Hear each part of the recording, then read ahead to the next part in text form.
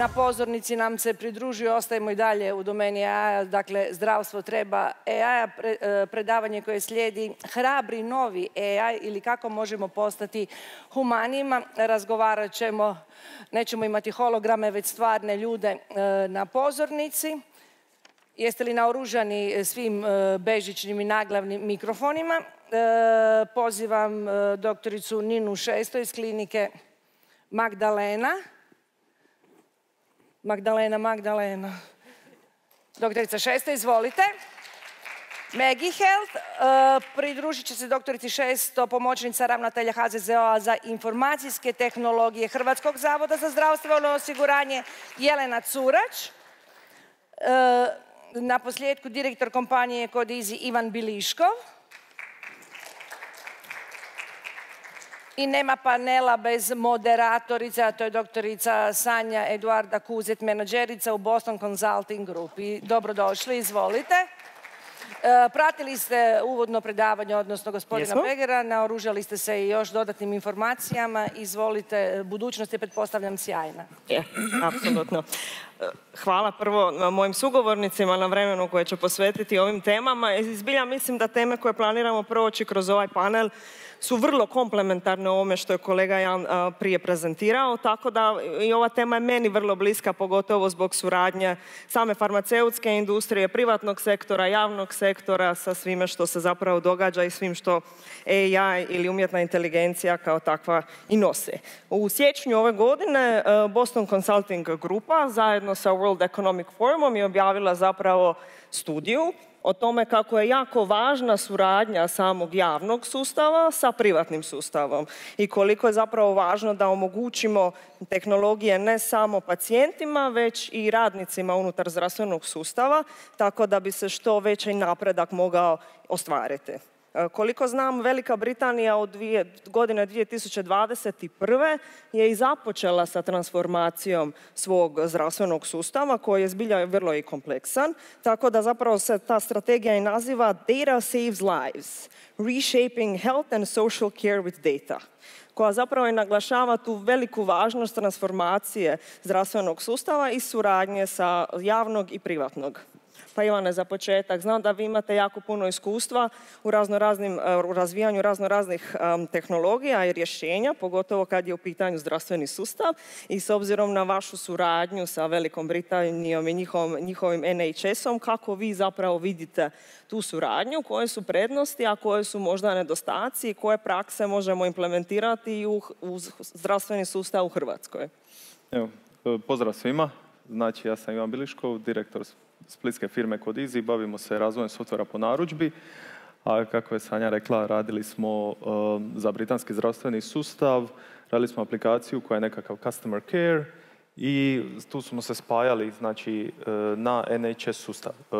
Generalno je cijeli taj proces dobivanja NHS certifikata i razni nekakvi ugovori koji su trebali biti odrađeni su bili dosta dobro definirani, tako da bi recimo ako bi se to nekako translatiralo na hrvatsku, mislim da bi trebalo raditi na tom transparentnom planu kako privatne firme mogu praktički omogućiti korisnicima, ljudima s idejom da se lako integriraju na zdravstveni sustav. Naravno, pritom sve treba paziti na zaštitu podataka i baratanje s tim podacima, naravno.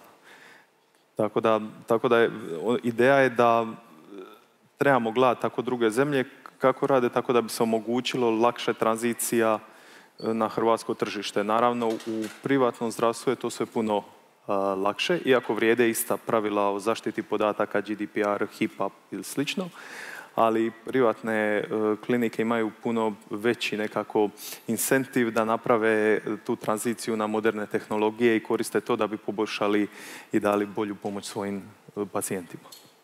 Super da ste spomenuli privatne klinike, zapravo Nina, vaša aplikacija, ovo rješenje koje vi imate zapravo se i temelji na privatnoj instituciji, pa možda malo da objasnite prvo o čem se zapravo radi, interakciji s pacijentima, kako taj dio vidite, pa možda da prediskutiramo da li vi vidite neke mogućnosti suradnje kompanija poput vaših sa javnim sustavom također. Pa evo, samo ću kratko. Znači, Megi je sada kompanija, ona je Megi Health koja je razvila digitalnu asistenticu za praćenje kardiovaskularnih pacijenata u vidu onda i lakše dijagnostike i lakšeg liječenja takvih pacijenata. Megi je nastala unutar klinike Magdalena, znači sama tehnologija prvenstveno je izrasla iz potrebe naših vlastitih liječnika i naših kliničkih procesa, a u konačnici i oni sami su sudjelovali u razvoju tehnologije i naši pacijenti, tako da je ona stvarno onda prilagođena i pacijentima i liječnicima. Sad, ona je, za početak smo je razvili na području hipertenzije, odnosno Megi danas može sudjelovati u dijagnostici i praćenju i uopće menadžmentu pacijenata koji bole od visokog krvnog tlaka. E sad, kad pričamo o hipertenziji, evo danas je spominjano pandemija dijabetesa koja zahvaća 10% populacije, hipertenzija zahvaća 45% populacije u Hrvatskoj. Znači, radi se o ogromnom broju bolesnika, a glavni je faktor rizika za razvoj svih ostalih kardiovaskularnih oboljenja. Znači, to je nekakav prvi korak. I ono što je poražavajuće, ne samo u Hrvatskoj, nego i globalno, da samo 1 od 5 pacijenata ima dobro regulirani tlak.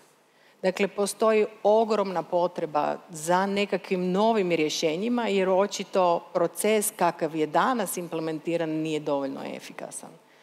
I mi smo u posljednjih godinu dana imamo više od 6.000 pacijenata na našoj platformi. Sad je to već jedna veća grupa koja se prati kroz godinu dana i imamo prve kliničke pokazatelje i možemo vidjeti da pacijenti koji su imali visoki tlak na početku korištenja Megi, unutar prvih mjesec dana dolazi do pada tlaka koji je onda kroz 6 mjeseci stabiliziran. I u prosjeku to je 10 mm žive, što se automatski zapravo može prevesti u 20% smanjenje rizika od srčanog udara, moždanog udara ili neke druge kardiovaskularne komplikacije. Znači, to je direktan interes zapravo svih i pacijenata i liječnika i zapravo cijelog sustava, jer tu smo onda produžili zdravi vijek čovjeka i automatski imali zapravo efekt na smanjenje troškova zbog svih onih situacija koje smo izbjegli u budućnosti i to je ugrađeno u tih 20%.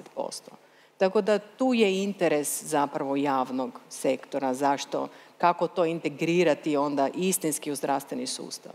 Tako da mi od samog početka kad smo osmišljavali Megi smo htjeli da ona bude dostupna, široko dostupna, i primijetit ćete da ona nije aplikacija, ona nema neke skupe device, nego ona radi kroz WhatsApp. WhatsApp ima 70% populacije, to je otprilike penetracija na tržištu. Dakle, svako može sa jednim klikom doći, pokrenuti aplikaciju i dobiti tu vrstu kardiovaskularne podrške. Zanimljivo, rekli ste 6.000 pacijenata koriste to. To je zapravo i velika količina podataka. Da li te podatke, s obzirom i na zaštitu koju moramo poštivati, GDPR i slično tome, da li vidite potencijal iskorištenja same količine tih podataka za neku predikciju možda i liječenje kroničnih bolesti u budućnosti?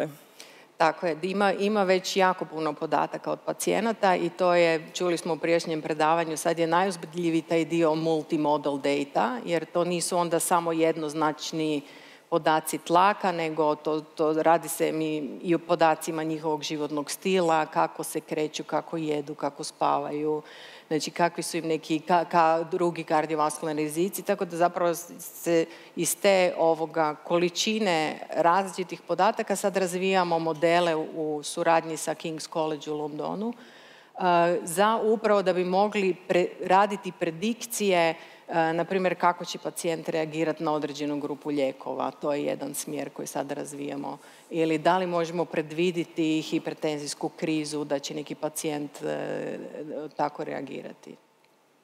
Zapravo prevencija je puno važnija nego samo liječenje bolesnika kada je već u sustavu. Gospođo Jelena, što se tiče samog privatnog, što se tiče javnog sustava, naravno da bi ovakva neka aplikacija poput Megi koristila i javnom sustavu. Kako danas izgleda suradnja između privatnog i javnog unutar HZZO-a i kako vidimo u kojem smjeru, kakva je neka 5-godišnja ili 10-godišnja vizija tih suradnji i koje koristi možemo imati? Da, ja mislim da je HZZO, zapravo znam da je HZZO otvoren za svake suradnje, bilo javnog i privatnog, i uvijek gledamo kako, na koji način poboljšati i podignuti razinu zdravstvene zaštite i osigurati da pacijenti imaju kvalitetniji život danas, pogotovo danas kada im je dostupno puno toga.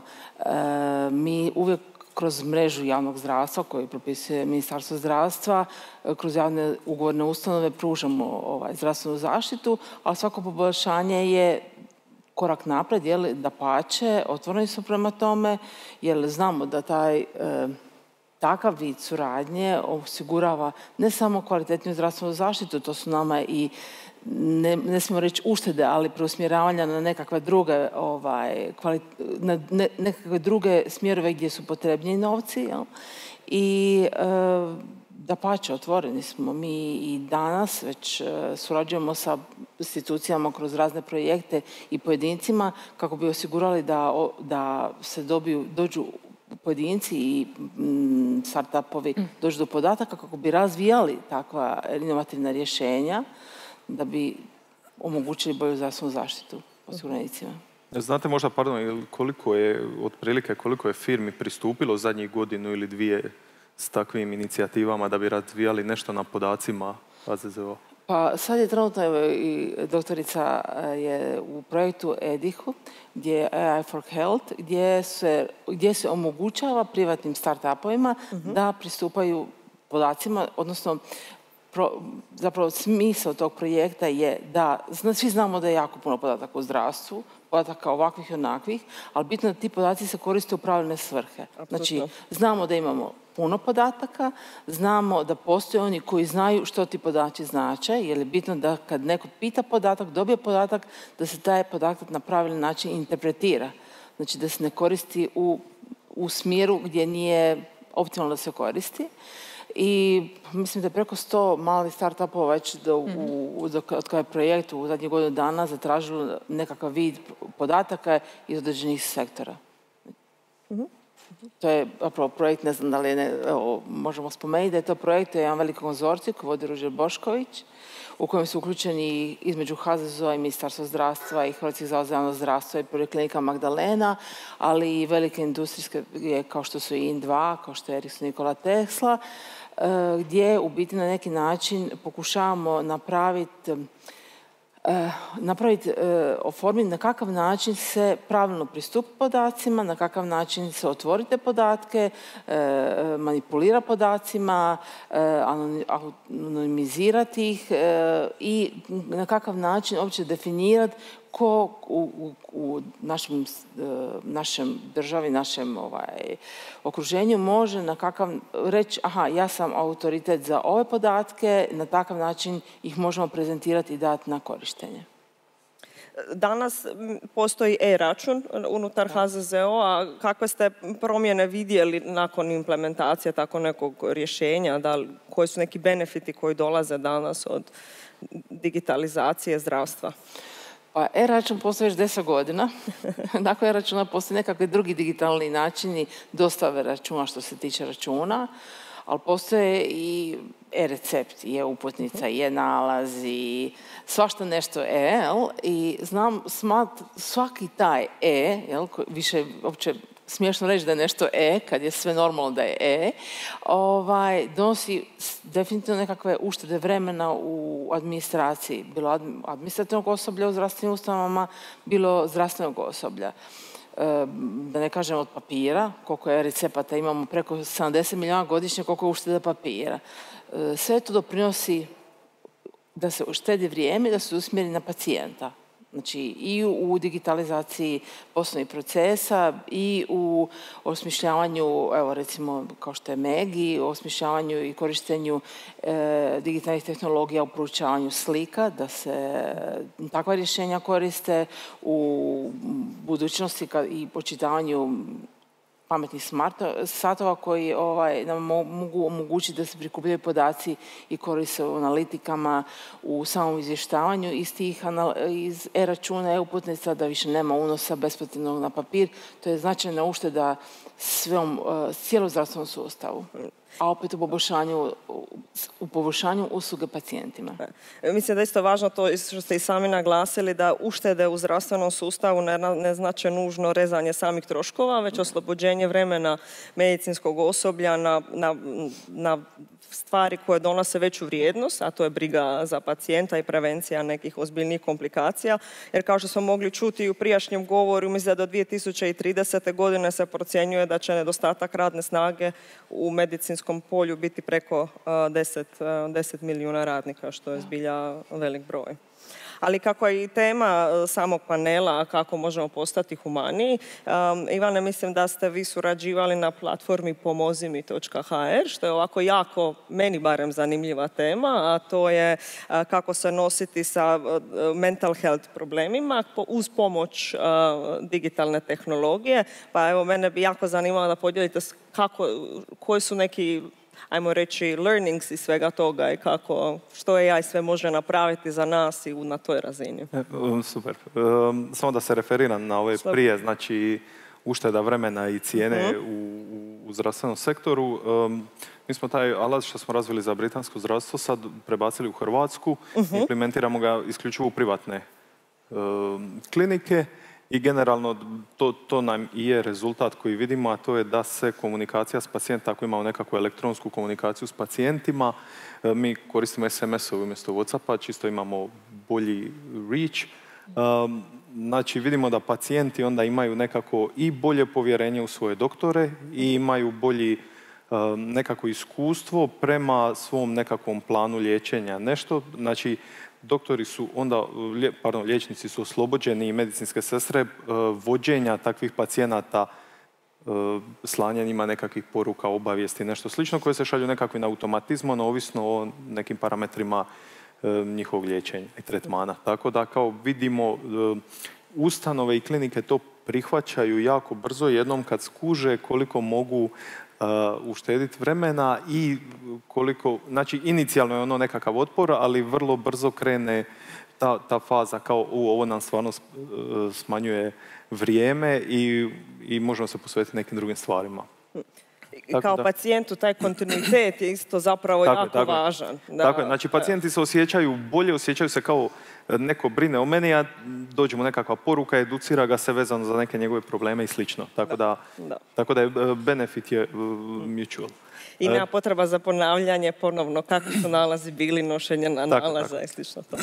A što se tiče Pomozi HR, to smo napravili u suradnji sa dosta liječnika iz područja mentalnog zdravlja. Koristili smo umjetnu inteligenciju kao nekakvu podlogu koja pokušava, znači nisam umjetna inteligencija, imamo dosta nekakvih modula koji se spajaju međusobno i pokušavaju prema nekakvom stupnju ozbiljnosti pružiti nekakvu vrst potpore, utjehe i referirati nekakvoj stručnoj medicinskoj pomoći. Znači, alat nije zamjena za stvarnog liječnika, niti je to profesionalna pomoć. Međutim, tehnologija kao Pomozi HR je dostupna 24/7, besplatna je i anonimna. I onda smo otkrili da ljudi imaju dosta pozitivno iskustvo korištenje takve tehnologije da bi nekakve svoje probleme nekome iznijeli, jer inače pogotovo mlađe generacije su više orijentirane tehnologiji, tipkanju, nego samom odlasku. U Hrvatskoj još uvijek mentalno zdravlje je poprilično tabu tema. Apsolutno, da. Tako da ovim smo htjeli spojiti nekako i mentalno zdravlje i približiti umjetnu inteligenciju široj populaciji, kao da bi educirali ljude i objasnili kako to radi. Imala sam čak jednom priliku biti testni korisnik tako jednog AI toola koji je zapravo namijenjen mentalnom zdravlju i dosta je tu debate zapravo da li imamo više povjerenja takve intimne probleme, ajmo reći, dijeliti sa profesionalcem ili osobom naspram chat GPT-a, ako možemo to tako reći. Kako vi to vidite? Znači, napravili smo čak i nekako znanstveno istraživanje sad u sklopu cijelog projekta. Ljudi su bili imali su dosta pozitivna iskustva u dijeljenju takvih stvari. Naravno, neki ljudi se boje pitati, pogotovo neke stvari koje se tiču malo intimnije, privatnije prirode, čak se boje pitati svoje prijatelje, ali čak i mentalne health professionals. Tako da je ideja bila da oni imaju nekakav safe space. Napravili smo da je potpuno anonimno, znači ne skupljamo niti kolačiće, ne znam niti koliko ljudi dođe na stranicu, imamo nekako opterećenje servera po kojem možemo otprilike procijeniti, ali osim toga ništa. I onda kad to ljudi koji kuže, koji znaju, vidimo onda da ljudi to koriste i nadam se u dobre svrhe i da im pomaže. Imali smo dosta feedbacka, ljudi bi se javljali na LinkedIn, Instagram, Facebook, kao pomoglo mi je, super je, dobro je, hvala, tako da je to, ajmo reći, nama još dodatni drive da još to unaprijedimo i napravimo još bolji. Super. U firma u kojoj ja radim, Boston Consulting Group, mi smo jako puno radili razvoja tih uz pomoć chat GPT-a i raznih verzija i ta interakciju koju imaju profesionalci unutar farmaceutske firme, neki predstavnici sa medicinskim osobljem, takozvani medical affairs i slično tome, i čak je pokazalo istraživanje da način na koji AI odgovara na pitanja i komunicira sa liječnikom je puno empatičniji od same osobe. I vidjela sam da Megi zapravo ima super feedback, patients love her. Kakav ste vi feedback dobili kroz implementaciju takvog rješenja? Pa ja mislim da ima više varijabli koje su bitne da bi se pacijent osjećao kao da je to neka briga o njemu. Mislim, puno toga je već bilo spomenuto, ali nekako ću pokušati napraviti summary. Prvo je uopće da je taj interfejs da je chat, jer mi već 70.000 godina komuniciramo razgovorom, tako da je to najprirodniji način kako čovjek prihvaća informaciju i kako daje neku informaciju i nekako razumijevanje. Tako da to je već nekakva polazišna točka gdje oni tu tehnologiju doživljavaju na kompletno drugačiji način kad im se ona obraća i kaže dobro jutro i kaže njihovo ime, kako ste danas, kako se osjećate. Znači to je već kompletno drugačije pozicioniranje, makar oni jako im je transparentno iskomunicirano da to nije stvarna osoba. Znači to je sigurno jedan element. Drugo, mi uz pomoć tehnologije možemo sa svakim čovjekom zaista razgovarati na individualnoj razini.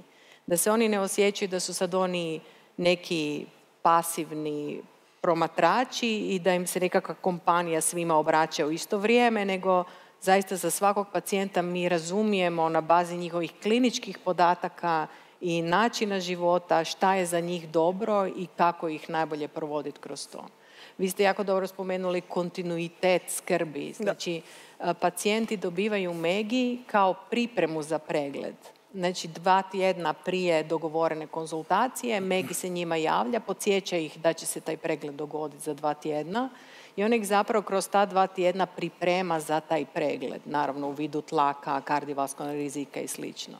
I onda oni kada dolaze na taj pregled, i u tom momentu i pacijent, ali i liječnik vidi te njihove podatke i sve što se s njima desilo u 2 tjedna i to je ta magija gdje si riješio problem i pacijentu i liječniku i liječnik je sretan jer ima sad sve te podatke i oni mogu pričati o vrlo konkretnim stvarima, nisu neke anegdote i odmah dolazi rješenje u tom momentu i liječnik odmah vidi je li to hipertenzija, nije hipertenzija, je li treba promijeniti lijek, nešto dodati, oduzeti i slično.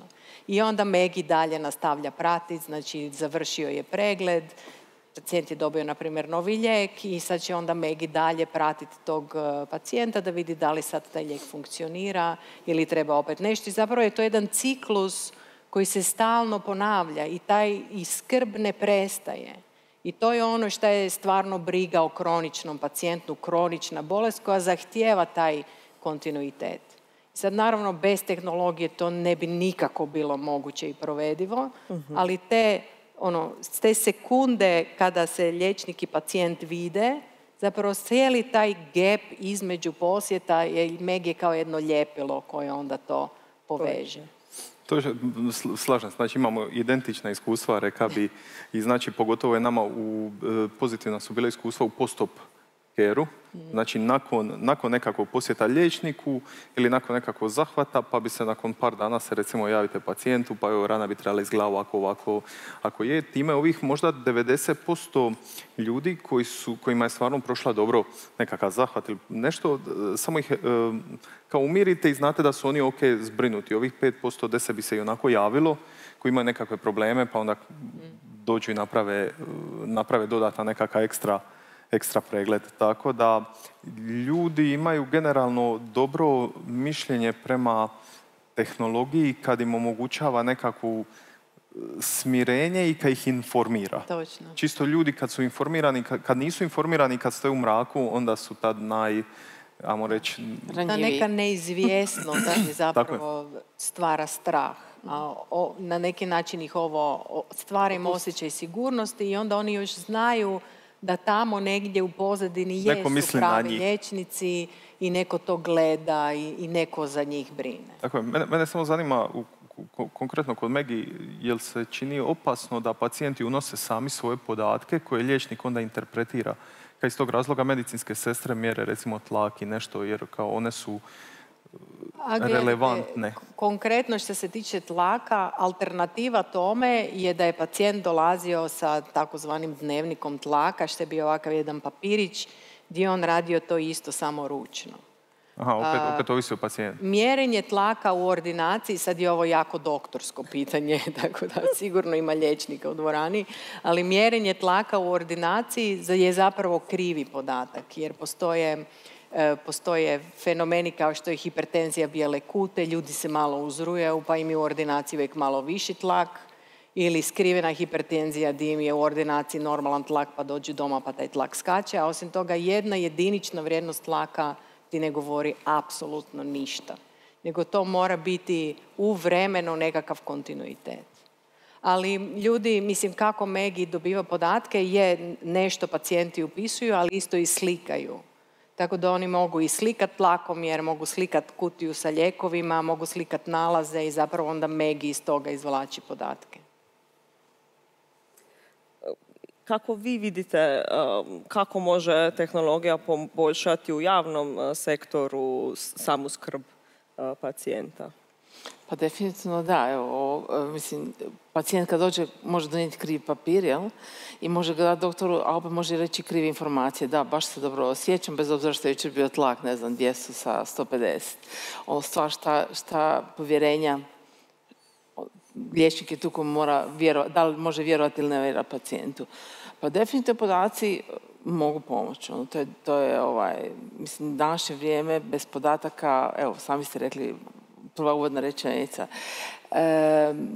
može pomoći i mi smo svjesni toga da podaci su sad jednog ogromne vrijednosti, pričaju o AI i korištenju podataka i iz tog razloga sudjelujemo u svim projektima koji nas u biti drže aktivni i pokušavaju nas uključiti trenutno u društvo da damo na vrijednosti tim podacima i da se ti podaci počnu koristiti kako bi svima nama bilo bolje, kako bi naši osiguranici dobili tu kvalitetniju skrb.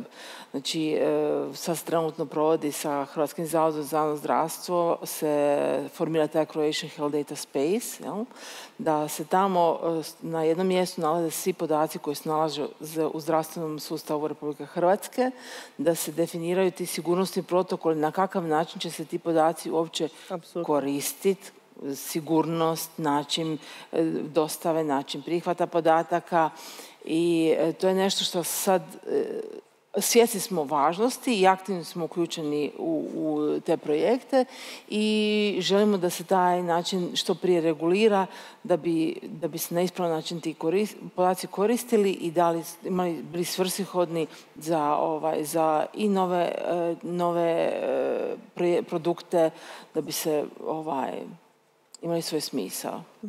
Ok.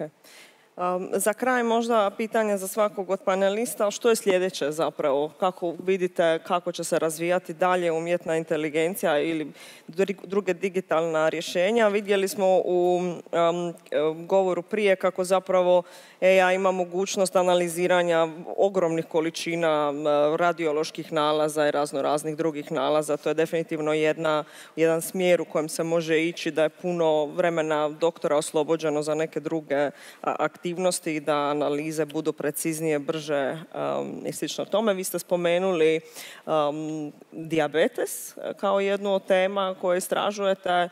Što još? Na što još možemo zapravo računati u budućnosti? Pa ja mislim da AI je jedan alat i kao što smo danas stekli dojam, stvarno primjena je ogromna. Doslovno na svakom nekom putu pacijenta unutar zdravstvenog sustava nešto se tu može sa AI sigurno. Tako da je teško reći sad kako će. Ja mislim da će svakako ovi transformer modeli i GPT će napraviti revoluciju. To se sad vidi već na ovom administrativnom dijelu, jer to je najneosjetljiviji dio ovoga, jer nije potrebna nekakva regulativa, a zapravo užasno puno može rasteretiti liječnike tog administrativnog dijela. Ali ja uvijek gledam, tu su dva pola. Jedan su pacijenti, jedan su liječnici. I sad ono što je trend današnjice, i to sad svi smo to danas čuli milijon puta, da broj kroničnih pacijenata, stopa rasta je tako velika da mi nikad nećemo moći educirati dovoljno medicinskog osoblja nekako da to možemo podržati. Tako da moramo raditi na oba dve stvari. Znači, tu stopu rasta treba smanjiti. Znači, fokusirati se na prevenciju. I svi ovi satovi i zapravo nekakvi wearables, pa sad i naočale ti mogu pratiti tvoje vitalne znakove. Tako da imamo osjećaj da to sve prelazi u jedan sustav gdje ćemo moći mjeriti ta multimodal data na nama i to vrlo lagano. I onda će jedan AI u pozadini samo opaliti crvenu lampicu kada je neki problem, ali će se to za nas dešavati sasvim podsvjesno, kao na autu. Imamo brdo senzora, ti o tim senzorima ni ne razmišljaš da li oni sad tu nešto mjere, nego samo kad se upali crvena lampica, moram promijeniti ulje. I to je vjerovatno 100 km prije nego što se stvarno neki problem desio. I to je jedna budućnost koja uopće nije tako daleko.